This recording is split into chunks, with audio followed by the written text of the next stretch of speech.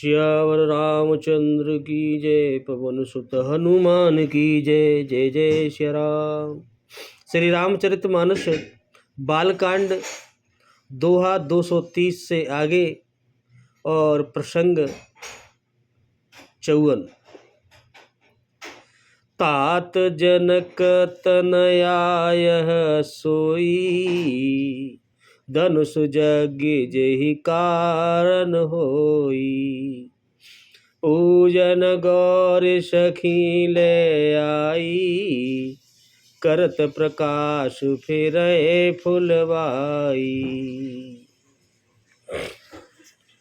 भगवान श्री रामचंद्र जी अपने छोटे भाई लक्ष्मण से बोले, हे तात, यह बाग में यह वही जानकी जनक जी की कन्या है जिनके लिए यह धनुष यज्ञ हो रहा है, ऐसा लगता है मुझे।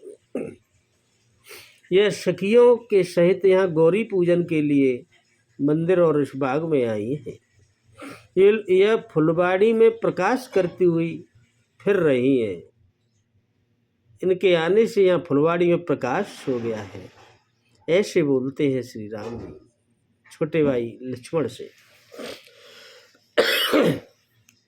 जासि बिलोके अलौकिक शोभा, सहज पुनीत मोर मनु छोवा। सो कवो सब कारण जान विदाता, पर कहीं शुभद अंग सुन भ्राता। और जिसकी अलौकिक सुंदरता देखकर स्वभाव से ही पवित्र मेरा मन क्षुब्ध हो गया है, वह सब कारण अथवा उसका सब कारण तो विधाता जाने, किंतु हे भाई सुनो, मेरे मंगलदायक दाहिने अंग फड़क रहे हैं। इसका मतलब यह हुआ, भगवान कह रहे हैं कि दाहिने अंग फड़कता है तो समझिए कि आपका कुछ शुभ होने वाला है।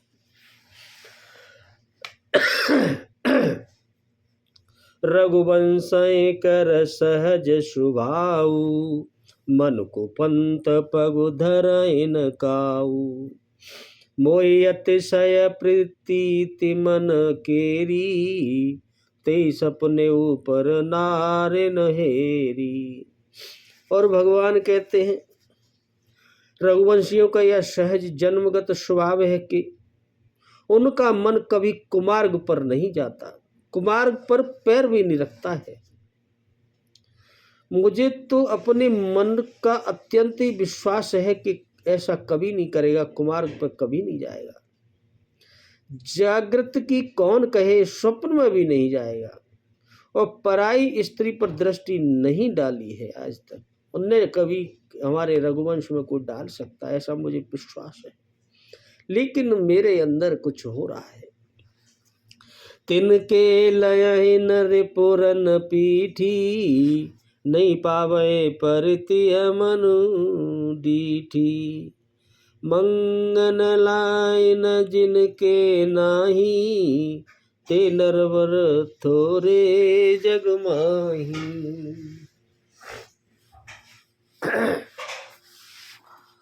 रण में शत्रु जिनकी पीठ नहीं देख पाते, यानी पीठ दिखाकर हमारे यहाँ कोई नहीं भागता रघुवंश में, अर्थात जो लड़ाई के मैदान से भागते नहीं, वह पराई स्त्रियां जिनके मन और दृष्टि को नहीं खींच पाती, और भिखारी जिनके यहाँ से कभी खाली हाथ नहीं जाता,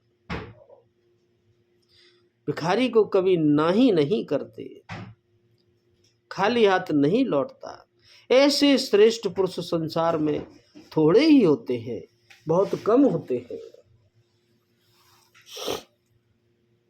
करत बत कहीं अनुजसन, मनसिय रूपलवान। रामा मनसिय रूपलवान, मुख सरोज मकरंद छवे, करई मधुपैव पान। मंगल भगुनय अमंगल हरि रामा, उमा सहित जेहि जपत पुरारी सिया रामा।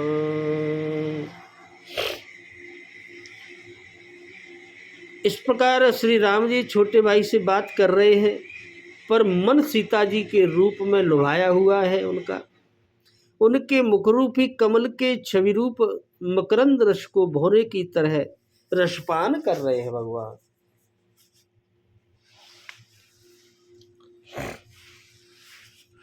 चितवती चकित चहु दिस सीता, कह गए नृप किशोर मनु चिंता।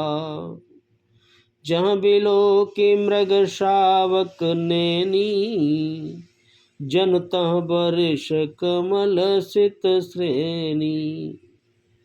सीता जी चकित होकर चारों ओर देख रही हैं। मन इस बात की चिंता कर रहा है कि राजकुमार कहाँ चले गए। बाल मृग नयनी, मृग के नैन छौने की सी आंखें वाली सीता जी जहाँ दृष्टि डालती हैं वहाँ मानो श्वेत कमलों की कतार बरस जाती हो, ऐसी उनकी दृष्टि है। कमल नयनी चारों तरफ राम जी को देख रही है।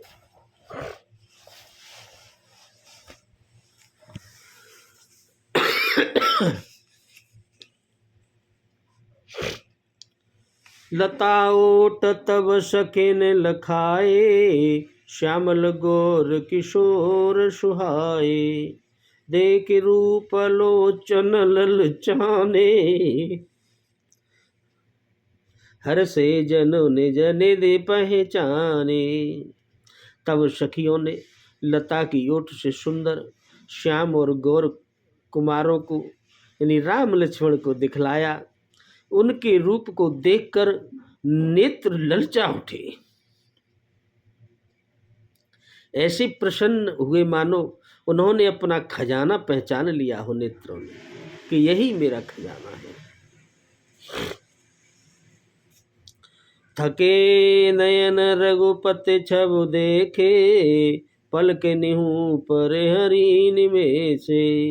अधिक स्नेह देह भई भोरी, शरद ससिन जनु चितव चकोरी। और श्री रघुनाथ जी की छवि देखकर नेत्र चकित यानी निश्चल हो गए। पलकों ने भी गिरना छोड़ दिया, एक टकटकी बांधकर देखते रहे। अधिक स्नेह के कारण शरीर भी बेहल यानी बेकाबू हो गया, मानो शरद ऋतु के चंद्रमा को जैसे चकोरी देख रही हो और देखते देखते बेसुध हो जाती है। ऐसी स्थिति होने लगी नेत्रों की, शरीर की। वहाँ सभी की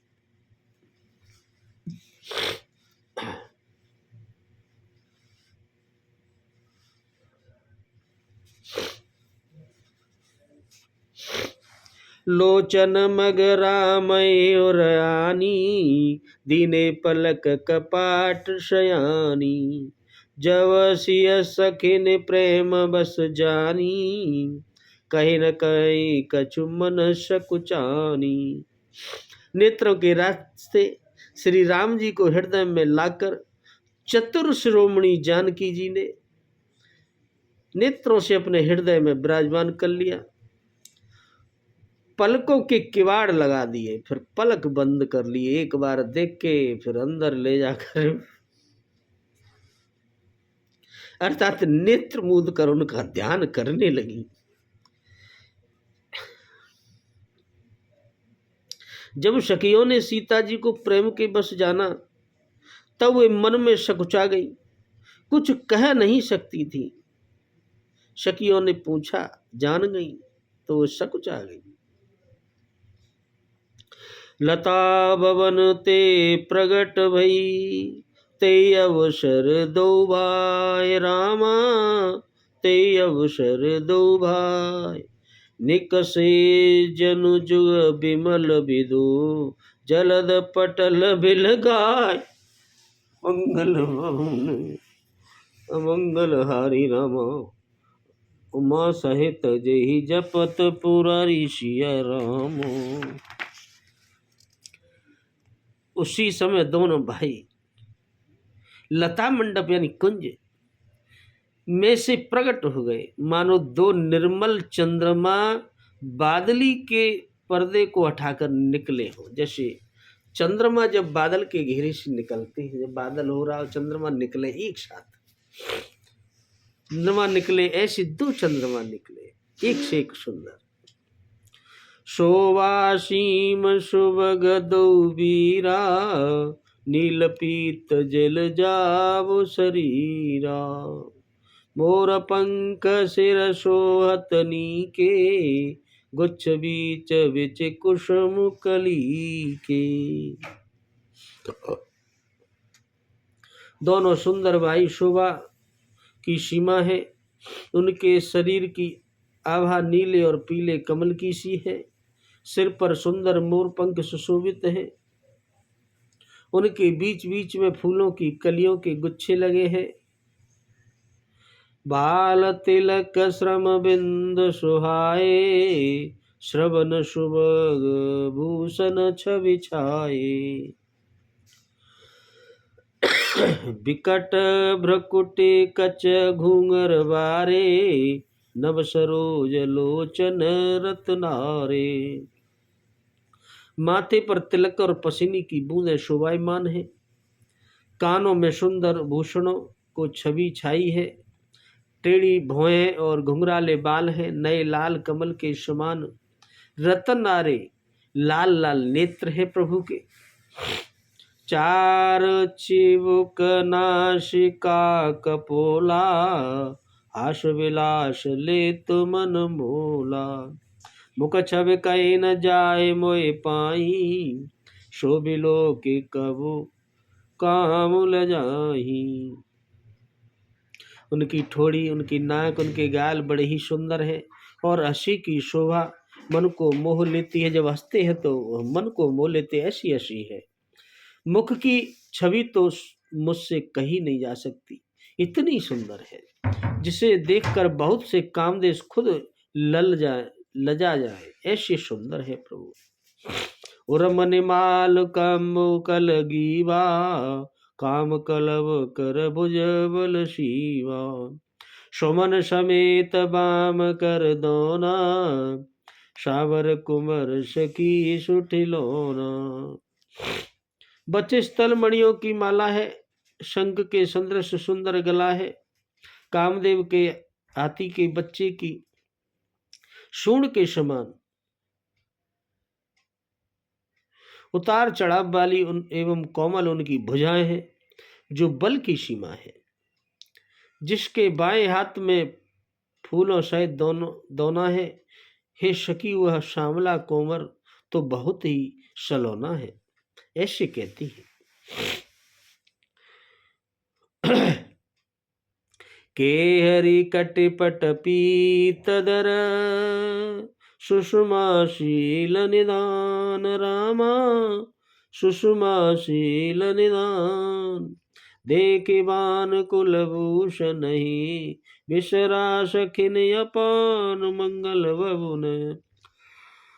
मंगल हारी रामा, उमा सहित जय जपद पुरारी सिया रामा। सिंह किसी पतली लचीली कमर वाले पीतांबर धारण किए हुए शोभा और शील के भंडार सूर्य कुल के भूषण श्री रामचंद्र जी को देखकर सखियां अपने आप को भूल गई, सुध बुध ऐसी भूली का शरीर का भी ध्यान नहीं रहा। धरि धीरज एक आल शयानी, सीतासन बोली गए पानी। बहुरी गौर कर ध्यान करे हूँ, भूप किशोर देख किन लेहू। सकुच सिया तब नैन, एक चतुर्सखी धीरज धरकर हाथ पकड़कर सीता जी से बोली, हे गिरजा जी का ध्यान फिर एक लेना, इस समय राजकुमार को क्यों नहीं देख लेती। सखी बोली, पहले राजकुमार को देख लो, गिरजा यानी गौरी की पूजा बाद में कर लेना, उधर ध्यान बाद में कर लेना। सकुच सिंह तब नयन उगारे, सन्मुख दो रघु सिंध निहारे। न कशक देखे राम की शोभा, सुमिरत पिता मनु पनु मनु अति शोभा। तब सीता जी ने सकुचा कर नेत्र खोले और रघुकुल के दोनों सिंहों को अपने सामने खड़े देखा। नख से शिखा तक श्री राम जी की शोभा देखकर और फिर पिता का प्रण याद करके उसका मन बहुत क्षुब्ध हो गया कि पिता ने तो धनुष की शर्त रखी है और ये तो कोमल है प्रभु, उन्हें देख कर कि यह ऐसा नहीं हुआ तो। पर बस सखिन लखी जब सीता, भयो गरु सब कय सविता।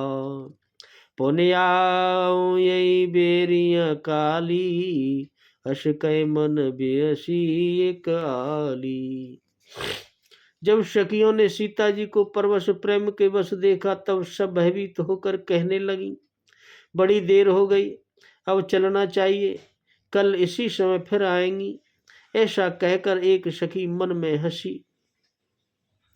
गुण गिरा सुन सिय सकुचानी, भयउ विलम्ब मातु भय मानी। धरे बड़े धीर राम और आने, फिर अपन पौ पितु बस जाने।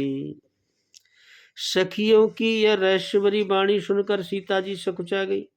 हाँ देर हो गई, जान उसे माता का भय लगा कि माँ चिल्लाएंगी। चलो। बहुत धीरज धरकर वे श्री रामचंद्र जी को हृदय में ले आई और उनका ध्यान करती हुई अपने को पिता के अधीन जानकर वहां से लौट चली। देखन मृग बियग तरु, फिर बहोरे बहोरे।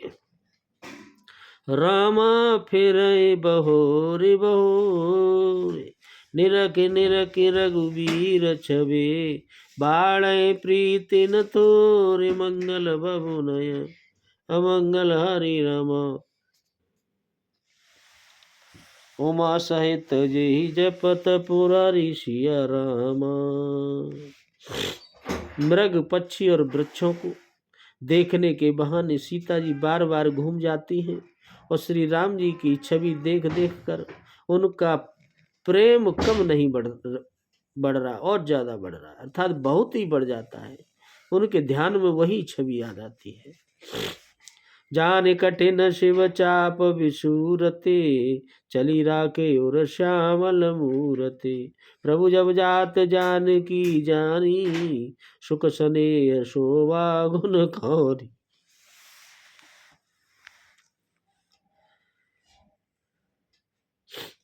शिव जी के धनुष को कठोर जानकर वे विसूरती मन ही मन में विलाप करती है कि ये कैसी शर्त है। शिव जी का धनुष है। हृदय में श्री राम जी की श्यामली मूर्ति को रखकर चली। शिव जी के धनुष की कठोरता का उन्हें स्मरण आने से उन्हें चिंता होती है कि ये सुकुमार रघुनाथ जी कैसे उसे तोड़ेंगे। पिता के प्रण की स्मृति से उनके हृदय में क्षोभ हो जाता है, दुख हो जाता है। इसलिए मन में विलाप करने लगी, मन ही मन। प्रेमवश ऐश्वर्य की विस्मृति हो जाने से ही ऐसा हुआ, प्रेमवश। फिर भगवान के बल का स्मरण आते ही वे हर्षित हो गई। फिर उन्हें ध्यान आ गई कि ये तो प्रभु है, इनमें तो बहुत बल है। हर्षित हो गई और श्यामली छवि को हृदय में धारण करके वहां से चली गई।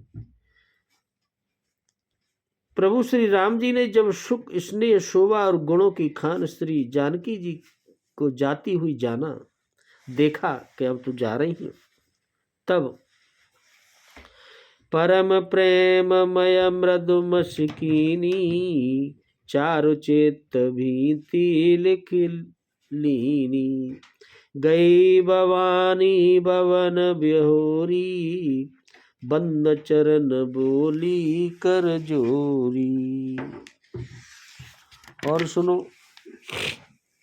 तब प्रभु परम प्रेम की कोमल स्याही बनाकर उनके स्वरूप को अपने सुंदर चित्त रूपी भित्ति पर यानी चित्रित कर लिया।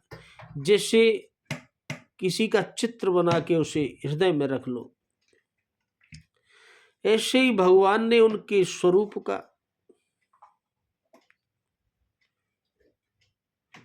अपने चित्त पर चित्र बना लिया प्रेम की स्याही से।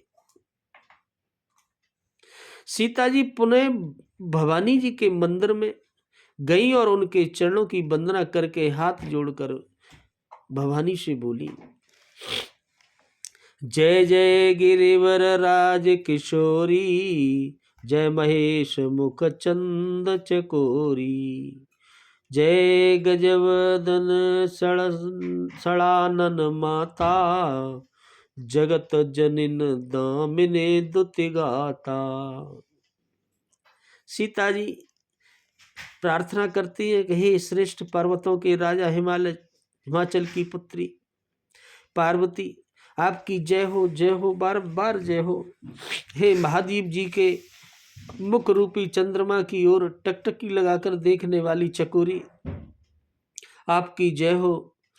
हे हाथी के मुख वाले गणेश जी और 6 मुख वाले स्वामी कार्तिकी जी की माता, हे जगत जननी, हे बिजली की सी कांति युक्त शरीर वाली माँ, आपकी जय हो। ऐसे प्रार्थना करती है माँ सीता जी। नहीं तब आदि मध्य अवसाना, अमित प्रभाव वेदु नहीं जाना, भव भय विमस पराभव कारिणे, विश्व विमोहिन स्वबस बिहारिणे। आपका न आदि है, न मध्य है, न अंत है। आपके असीम प्रभाव को वेद भी नहीं जानते, ऐसे माँ कहती है सीता।